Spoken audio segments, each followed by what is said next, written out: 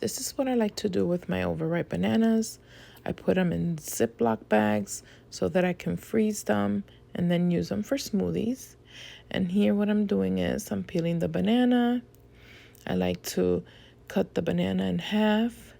I put them in the Ziploc bag. I fill up the bag. And then I put them in the freezer and they last for up to 6 months.